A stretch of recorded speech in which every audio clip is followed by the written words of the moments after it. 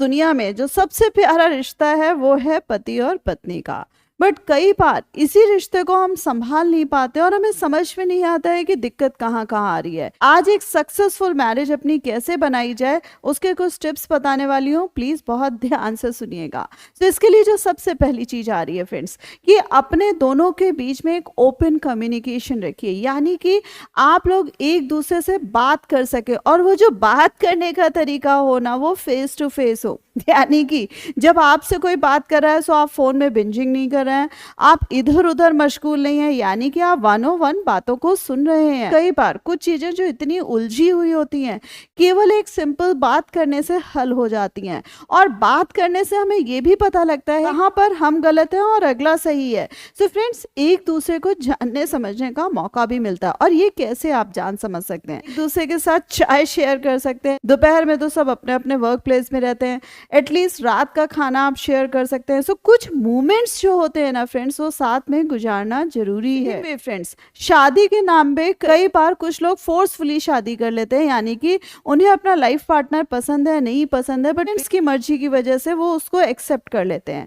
But बाद में यही एक्सेप्टेंस जो होती है वो धीरे धीरे चिढ़ में बदलने लगती है। तो फ्रेंड्स, हर चीज में गलतियां निकालने लगते हैं, या तुम ऐसे क्यों दिखती हो, या आप ऐसे क्यों, आपका नेचर ऐसा क्या है। सो होता क्या है कि हर बात पर कंप्लेंट्स होने लगती हैं, चीज में हमें चिढ़ सी लग रही होती है। कुछ चीजें जो हम आराम से कोऑपरेट कर सकते हैं, आराम से चीजों को समझ सकते हैं, वो भी नहीं समझते हैं। शादी एक बहुत ही अटूट बंधन है, ये खिलवाड़ नहीं है कि आज आपने करी और कल आपने तोड़ दिया, कल आपने दूसरे की तरफ चलते बने। आपने शादी करी है, आपने जिस भी रीजन से करी थी, लेकिन आप बारात लेके पहुंचे थे। तो फ्रेंड्स, आपको ही अब समझना पड़ेगा कि एक दूसरे को अब एक्सेप्ट करिए उसकी खूबियों और खामियों के साथ। एंड फ्रेंड्स, जो और इम्पॉर्टेंट बात आ रही है वो ये है कि एक दूसरे को रिस्पेक्ट देना। होता क्या है कि आपस में रिस्पेक्ट नहीं होती है, यानी कि प्यार तभी सबसे ज्यादा बढ़ता है जब एक दूसरे के प्रति सम्मान होता है।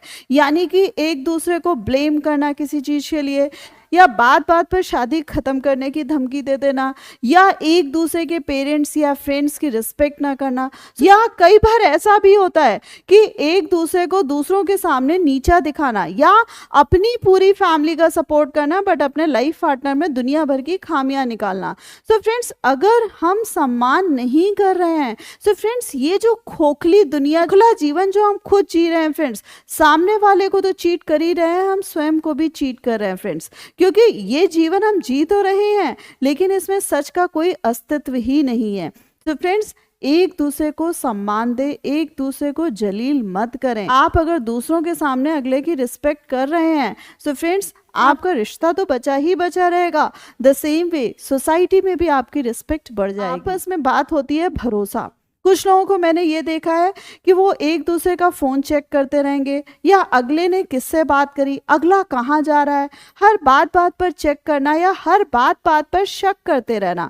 सो फ्रेंड्स, ये जो भरोसा नाम की चीज होती है ना, ये बहुत बड़ी चीज होती है और इसके लिए दोनों लोग ही जिम्मेदार होते हैं। यानी कि अगर आपने एक बार किसी को ऐसा मौका दे दिया है, तो हो सकता है कि आगे वो भरोसा ना कर पा रहा हो। दूसरी चीज क्या होती है कि कई बार कुछ लोगों की शक करने की आदत ही होती है। सो फ्रेंड्स, आपस में अगर आप साथ रह रहे हैं और पति पत्नी की तरह आप समझ रहे हैं कि आपको साथ में रहना है जीवन भर, सो प्लीज ये भरोसा, ये जो फेथ फैक्टर है ना, प्लीज इसको क्रिएट करिए। और फ्रेंड्स, एक दूसरे को स्पेस भी दे। हमें क्या लगता है फ्रेंड्स कि शादी के बाद एक दूसरे को हमेशा एक दूसरे को ही टाइम देना है और बाकी जो दुनिया है वो बिल्कुल बेकार हो गई। सो फ्रेंड्स, ठीक है, आज की डेट में टाइम भी बहुत कम होता है, सो ठीक है, आप एक दूसरे को ही मैक्सिमम टाइम दीजिए। बट कई बार क्या होता है कि एक दूसरे को अपना मी टाइम भी चाहिए होता है, यानी कि फ्रेंड्स के साथ टाइम चाहिए होता है, अपनी अपनी फैमिली में टाइम चाहिए होता है, अपना कुछ एंजॉय करने का मन कर रहा होता है। यानी कि जैसे अगर किसी को कुछ टीवी में पसंद है, सो हो सकता है कि वो पर्टिकुलर टाइम में वो टीवी प्रोग्राम देखना पसंद करे जो दूसरे को नहीं पसंद है। तो फ्रेंड्स, आप अगर एक दूसरे के मी टाइम की रिस्पेक्ट कर रहे हैं कि चलो भाई अगला एंजॉय कर रहा है, प्लीज उसको डिस्टर्ब मत करो, तो फ्रेंड्स, कहीं ना कहीं आपस में प्यार पनपता है और कहीं ना कहीं अगला भी रियलाइज करता है कि ये शादी है, कहीं कोई जंजीर नहीं है। जहां आपको लग रहा है कि माफी मांगने की जरूरत है, प्लीज, ये कहीं कोई दुनिया में छपने नहीं वाला है। आपको लग रहा है आपसे गलती हो गई और आपने सामने वाले के साथ गलत करा है, प्लीज माफी मांगिए। अगर दूसरा माफी मांग रहा है तो फ्रेंड्स उसको माफ भी करें। कई बार क्या होता है कि दूसरा हमसे सॉरी तो बोल रहा है, बट हमारी ईगो इतनी आड़े हाथ आ जाती है कि हम कहते हैं कि नहीं भाई, सवाल ही नहीं उठता। सो फ्रेंड्स, ये जो ईगो है, ईगो बाकी रिलेशंस में नहीं चलती, सो इस रिलेशन में कहाँ से चलने वाली। और किसी भी चीज को आप इतना तूल बनाएंगे, मुद्दा बना देंगे। सो फ्रेंड्स, ये जो प्यारा सा रिलेशन है ना, इसको टूटने में या डिस्टर्ब होने में बिल्कुल टाइम नहीं लगता है। प्लीज माफी मांगे और अगर जरूरत पड़े तो सामने वाले को माफ भी करें। So friends, give quality time to each other. उसी के साथ साथ अपना जो रोमांस है उसको बरकरार रखें। और last but not the least, आपस में जो फाइनेंशियल प्लानिंग होती है उसको जरूर करें। क्योंकि जब हमें पता लगता है कि भाई खर्चा यहाँ पर ज़्यादा हो रहा है, यहाँ पर कम करना है, हमारे पास इतनी ही आमदनी है, किस तरीके से हमें सेविंग करनी है, किस तरीके से फ्यूचर प्लानिंग करनी है। सो फ्रेंड्स, काफ़ी सारी चीज़ें ऐसे ही सुलझ जाती हैं।